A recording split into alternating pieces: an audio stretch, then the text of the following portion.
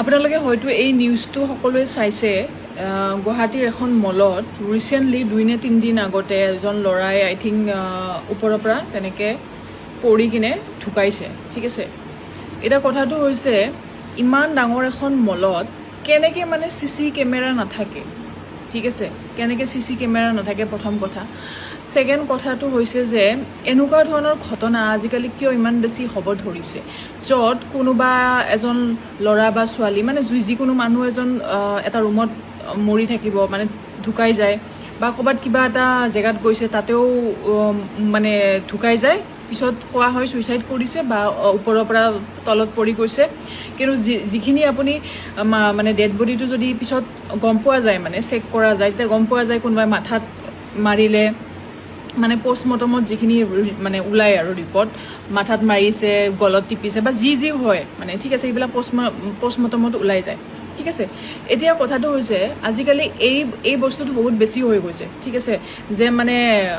কাৰণ কোনেও এক্সপেক্টেই নকৰে ইভেন সিহঁতৰ কাৰো পেৰেণ্টছেও এক্সপেক্ট নকৰে যে মোৰ ল'ৰা বা ছোৱালীজনীয়ে ইমান ধুনীয়াকৈ ঘৰৰ পৰা ওলাই গৈছে নিজৰ আৰু এই ৰিচেণ্টলি যোনটো ঘটনা হৈছে তাতেতো আই থিংক ৱাইফৰ লগত গৈছিলে নেকি আই এম নট চিয়'ৰ ঠিক আছে নাজানো মুঠতে মই যিখিনি মই শুনিছোঁ মানে ভালকৈ নাজানো জাষ্ট যিখিনি মই বেছি মানে হাইলাইটখিনি যিখিনি শুনিছোঁ মানে সেইখিনিৰ পৰা মই ক'ব বিচাৰোঁ যে আজিকালি এইটো কিয় বাঢ়িছে এইকাৰণে বাঢ়িছে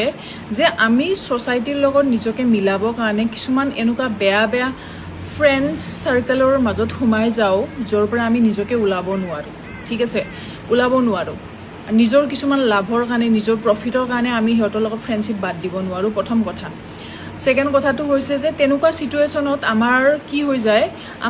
আমাক কোনে বেয়া পায় ঠিক আছে আমি গম নাপাওঁ মানে যেতিয়া আমি বেয়া ফ্ৰেণ্ড চাৰ্কেল ৰাখিম ন বেয়া ফ্ৰেণ্ড চাৰ্কেল ৰাখিলে আমি গমেই নাপাম যে আমাক কোনে বেয়া পায় সেই কেইজনৰ ভিতৰত বস্তুটো বুজি পাইছেনে সেকেন্ড কথাটো হৈছে যে লাইফ পাৰ্টনাৰৰ চুজ কৰাৰ ক্ষেত্ৰত সদায় মই যে কৈ থাকোঁ লাভ মেৰেজ কৰিব হয় কিন্তু মানে লাইফ পাৰ্টনাৰ চুজ কৰোঁতে বহুত ভাবি চিন্তি চুজ কৰিব সেই ছোৱালী বা ল'ৰা এজন চুজ কৰোঁতে তাৰ ফ্ৰেণ্ড চাৰ্কেলটো কেনেকুৱা সি কেনেকুৱা তাই কেনেকুৱা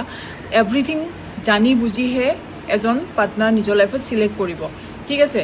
আৰু আপোনাক লৈ কিনে লয়েলটি কিমান আছে সেইটোও জানিব কাৰণ আজিকালি বেছিভাগ ধৰক যিমান শুনা পোৱা যায় ন এই যে